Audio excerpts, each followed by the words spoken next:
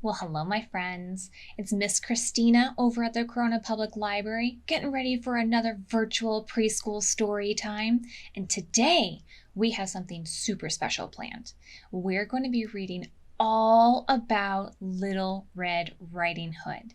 Are you excited? Me too.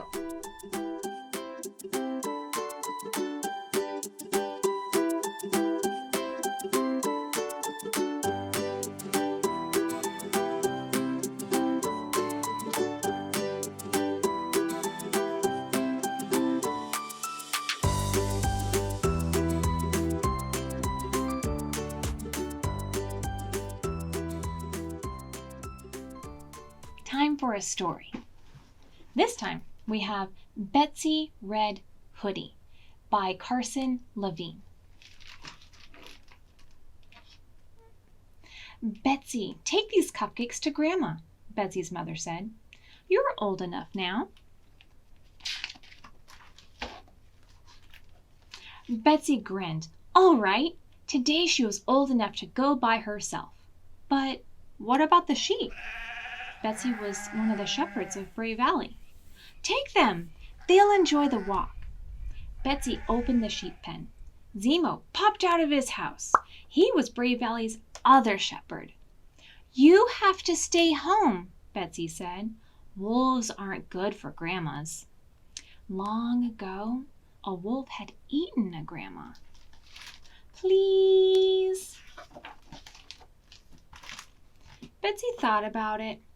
Zemo had never hurt a person or a sheep. Okay, you can come.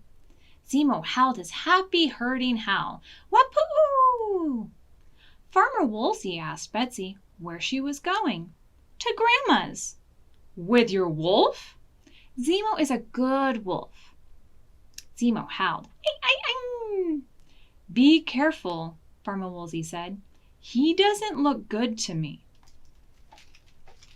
And the sheep were all talking. He's just hungry. Maybe he's in a bad mood? Cows say mood. Is he a cow? Beyond the farm, a ram strayed from the path. Zemo herded him and came back with daisies. He gave Betsy the daisies and ran off for some more. Betsy and the sheep picked some daisies too. See how they're all picking daisies together? They look nice and happy.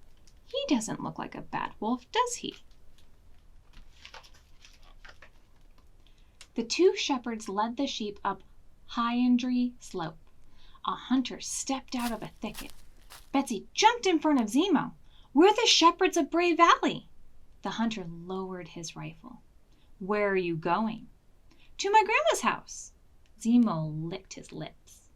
That wolf might eat your grandma and you. Be careful. And the sheep are talking. See, he's hungry. Eat grass, shepherd.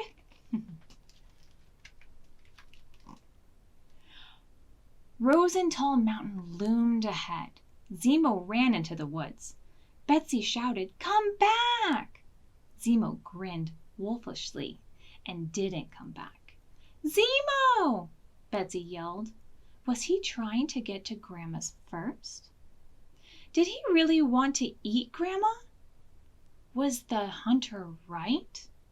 She blew her wolf whistle, but nobody came. The sheep are saying, I see another mountain. What do you think is over that mountain? Another mountain? One shepherd down. Shoo, shepherd. What shoo? Toodaloo. What do grandmas look like? They have big eyes, and the better to see you with. They have long arms, the better to hug you with. They are long in the tooth, the better to chew with. What do wolves look like? They have big eyes, the better to see you with. They have long arms, the better to hug you with. They have long teeth. They look a lot like grandma's. And he's taken off. Where do you think he's going? Do you think he's going to go to Grandma's? Hurry, sheep! Betsy had to protect Grandma.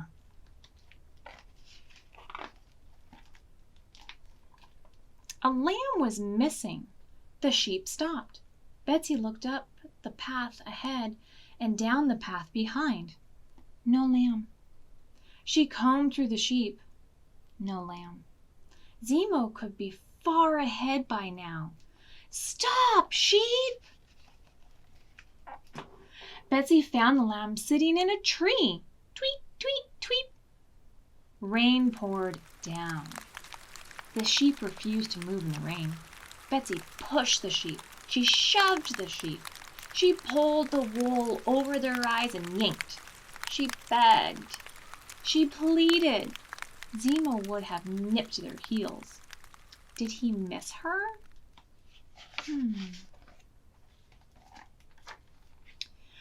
At last the sky cleared. The flock started up Slip-and-Fall Hill. The path was muddy. Oh no. Halfway up, all the sheep slid to the bottom. Whee! Not a single lamb or a ram could go up the hill without help. Betsy had to haul them one by one. Zemo would have helped her. Had he forgotten they were best friends? What climbs up must lie down.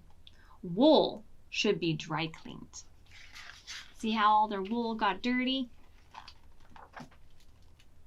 Betsy saw Grandma's house in the valley beyond Slip-and-Fall Hill. The lights were out. Was Grandma? Betsy raced. Then the sheep came tumbling after her. Betsy shoved open the door. Surprise! There was Grandma and Mom and Farmer Woolsey and all the farmers of Brave Valley. And there was Zemo. He ran to Betsy, tugging a gray wolf with him. Mom said, "Meet Zemo's grandma. She lives here on Rosen Mountain."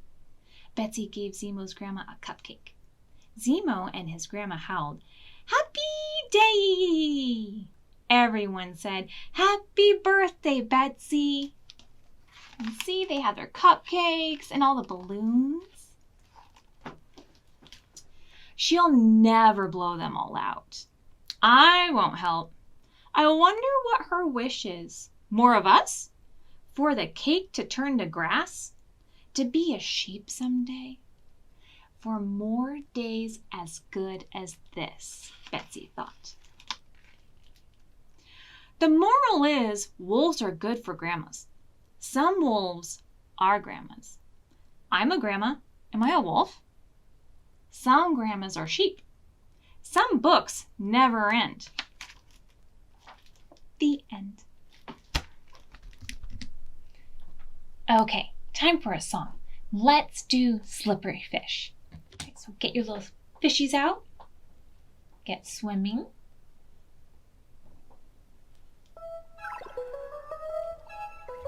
Slippery fish, sliding through the water. Slippery fish, go, go, go. Oh no, it's been eaten by a octopus, squiggling in the water.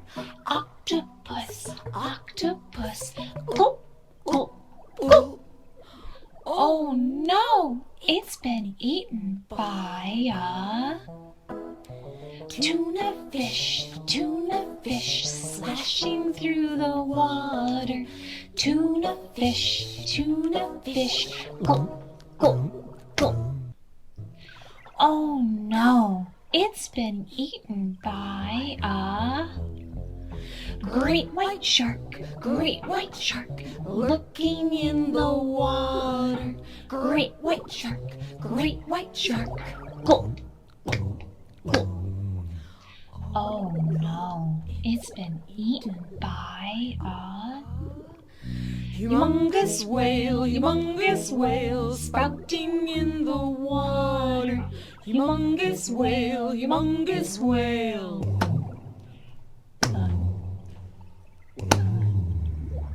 Uh-oh.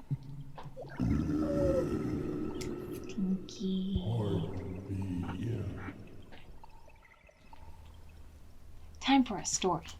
And this time, we have Pretty Selma, a Little Red Riding Hood story from Africa, written by Niki, Daly. Selma lived with her granny and her grandfather on the quiet side of town. One day, her granny said, "Selma, pretty Selma, please go to market for your old granny who loves you so." Selma put on her blue scarf, her stripy nandama, her pretty white beads, and her yellow sandals. She tucked Granny's shopping list in her nandama, lifted Granny's big straw basket onto her head, and kissed Granny goodbye. "Straight there and back again," said Granny, "and don't talk to strangers. You hear?" "Okay, I promise," said Salma. Off went Salma, flip, flop, in her yellow sandals. As she walked, she sang her favorite song.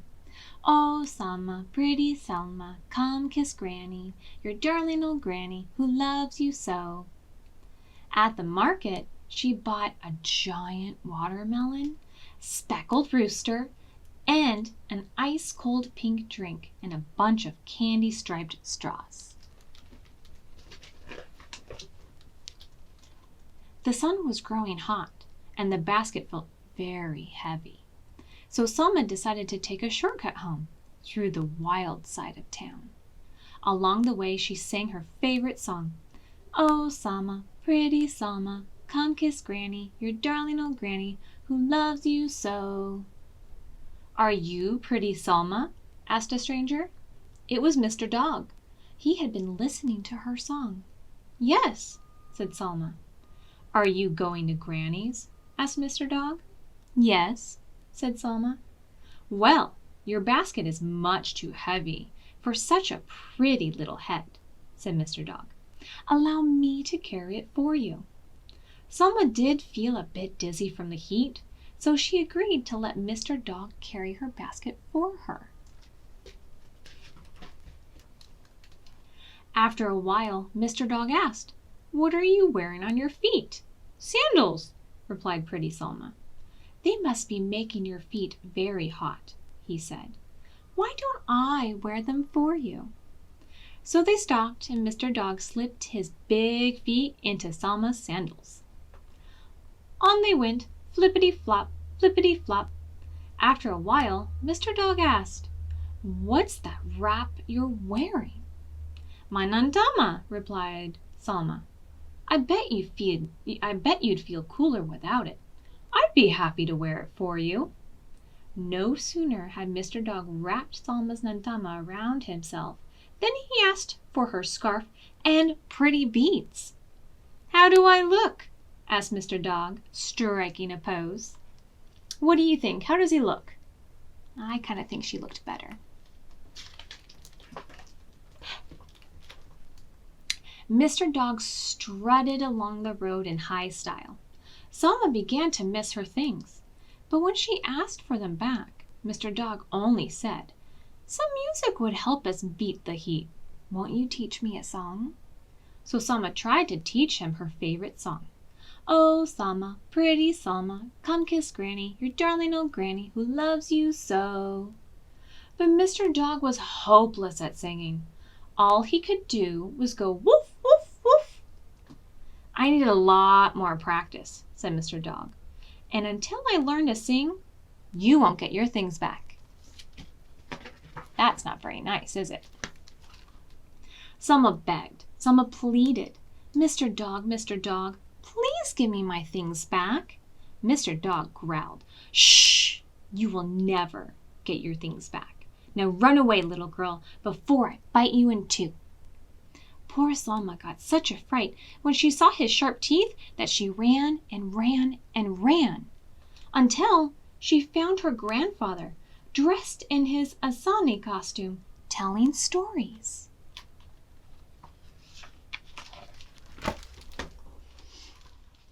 When Grandfather heard Selma's story, he said, "That's a very exciting story, Selma. But it doesn't sound like a happy ending. How can we save Granny?" "I know," said Salma. "We'll scare Mr. Dog." "Exactly how will we scare Mr. Dog?" asked Grandfather. "Like this," said Salma, "putting on the mask of Kakamatobi, the boogeyman." Salma picked up Asani's atumpan and beat it loudly. "Goma, goma." Grandfather picked up his rattles and gave them a fierce shake. "Shuka, shuka." Little Abukar, who loved a good scare, joined in with clapping sticks. "Kata, kata." "Let's go," cried Salma. Meanwhile, when Granny saw Mr. Dog flip-flopping up the path, she thought it was her pretty Salma. "Salma, pretty Salma, come give your Granny, who loves you so, a kiss," cried Granny. Mr. Dog leapt up and gave her a sloppy kiss. "Oh my, Salma," said Granny, "what a wet nose you have." Granny took the heavy basket from Mr. Dog and said, "Salma, pretty Salma, you look hungry. Let's eat." Mr. Dog started to chase the speckled rooster round and round. "Oh my, Salma," said Granny, "what an appetite you have." Then Granny said, "Salma, pretty Salma, it's time for your bath." Into the bath leapt Mr. Dog. "Oh my, Salma," said Granny, "what hairy ears you have." "Are you sure you are my pretty Salma?" "Oh yes, yes, yes," cried Mr. Dog, jumping onto Granny's lap and wagging his tail. Now Granny was really worried. Did her pretty Salma have a tail? Perhaps this wasn't her pretty Salma. Well, there was only one way to find out. "Let's sing our favorite song," said Granny, and she started to sing. "Oh, Salma, pretty Salma, come kiss Granny, your darling old Granny who loves you so." "Woof, woof, woof," barked Mr. Dog. Then Granny knew. She had been tricked. She reached for her broom. "Out! Get out!" But Mr. Dog liked being pretty Salma far too much to leave Granny's house. So instead he growled and snapped at her. Granny was afraid of Mr. Dog. He might bite her in two. So she jumped into her cooking pot. Mr. Dog pushed the lid down. Nice, he thought. Granny soup. Granny cried, "Help! Help! Help!" Just then the door burst open with a loud "Goma, goma, shuka, shuka, kata, kata." When Mr. Dog saw Kakamatobi the boogeyman and his gang, he got a terrible fright. That bad dog slipped and tripped over his miserable tail right out of the house, back to the wild side of town. Look at him go. Selma took off her mask and helped Granny climb out of the pot. Then they all sat down to eat watermelon and sip an ice-cold pink drink through candy-striped straws. The next day, Granny sent Salma to the market to buy new clothes.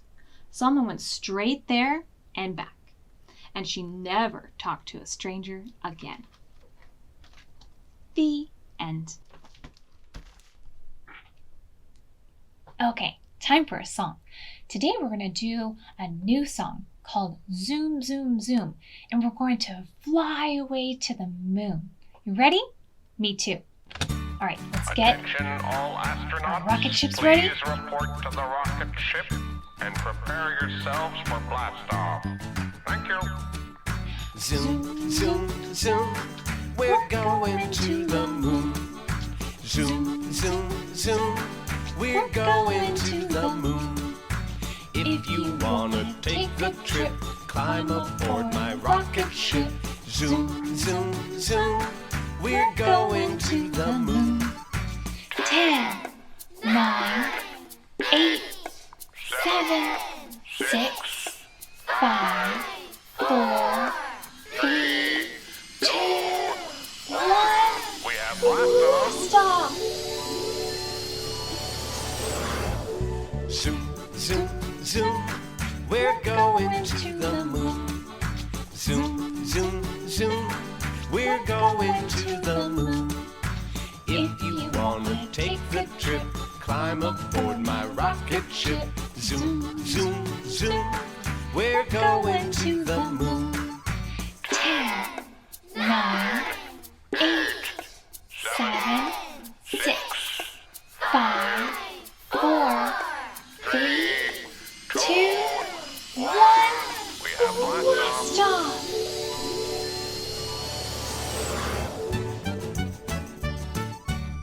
Stop! Okay, time for a story. This time, it's Ninja Red Riding Hood by Carey Rosen Schwartz.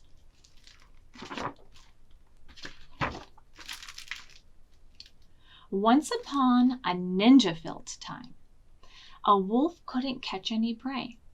He kept getting licked by the dinner he picked and was growing more ticked by the day. His belly was aching for some bacon. I'm wasting away, he complained. To huff and to puff was no longer enough. So he snuck into school to be trained.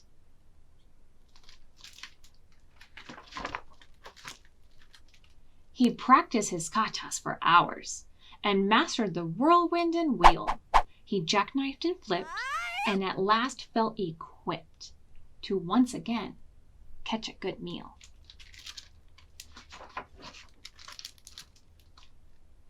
Drooling with anticipation, he set off in search of some meat.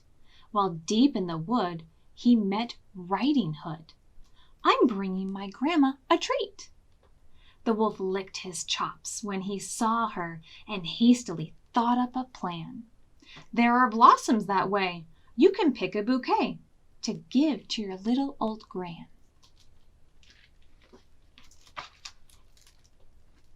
Then the wolf took a shortcut to Grandma's, where he thought that he'd find her in bed. But Granny was gone, so he put her robe on and eagerly waited for Red.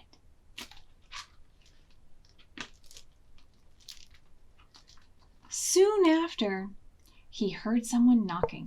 He called out, "My dear, come on in. Oh, don't you look good in your lovely red hood? But a shame that you've gotten so thin."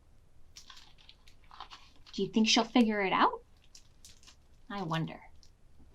Little Red took a look at her granny and said, "What on earth did you do?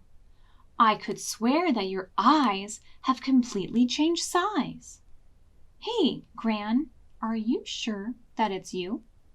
"Of course it is me, my sweet darling. The better to see you, my dear." "And your ears are so long. Something really seems wrong." "Oh my, all the better to hear." "And those biceps, my gosh, they look massive. And your triceps and delts are immense." "The better for hugging," her grandma said, shrugging. "Dear Red, that's just plain common sense." "And those teeth, they look so much sharper." "Why, yes, all the better to chew."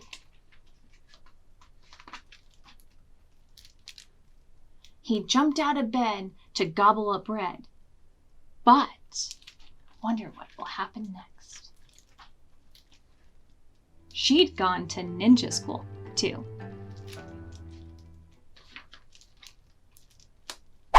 She grappled and sideswiped and twisted and escaped from his clutches unscathed. She attempted a lock, but he managed to block. They appeared to be evenly matched. Just then, they both heard someone chomping. A woodsman? Red thought. But instead, it was Gran in her gi. She'd just come from Tai Chi. Don't you dare harm a hair on her head. The wolf took a swing at the instant, but Red deftly dodged the attack. She got a good grip, threw him over her hip, and the wolf wound up flat on his back. I'll skedaddle, the wolf said in anguish, as he struggled back up on his feet. Just a second, you beast! You will not be released till you promise to give up red meat. Though his tummy still rumbled with hunger, the wolf faced his rival and vowed, Ninja Red, you have won. My meat days are done. Oh, Red Chan, said Gran, I'm so proud. Then Red and the wolf bowed politely, and Gran gave him half her peach pie. The wolf was a mess. He had way too much stress. I guess I'll give yoga a try. He enrolled at the Downward Dog Center, where his tension began to decrease. He studied with yogis, said no to meat hoagies, and felt, at last, truly at peace. The end. Okay, and now it's time for a craft. Today, we will be making a wolf paper plate created by Glued to My Crafts blog. To see all of her other awesome crafts, go ahead and check out her website. Now, some of the things we're going to need is a large paper plate, brown tissue paper or brown marker or crayons, black, brown, white paper, some glue, scissors, and a stapler. Now, the first step, if you're using brown tissue paper, is to cut into small squares and to glue them onto your plate, or color your plate with your brown markers and crayons. Once we have that complete, we can cut out the wolf's ears, eyes, nose, and his teeth. Now's the time to glue or staple the facial features on. And last but not least, display our wolf with pride. That's all for today, but don't forget we have a bunch of story times waiting for you on our YouTube channel, or you can head on over to cityofcorona.com/library for additional e-media. We also have our Click, Park, and Pickup you can participate in, or you can now make an appointment to browse the bookshelves yourself. See you next time!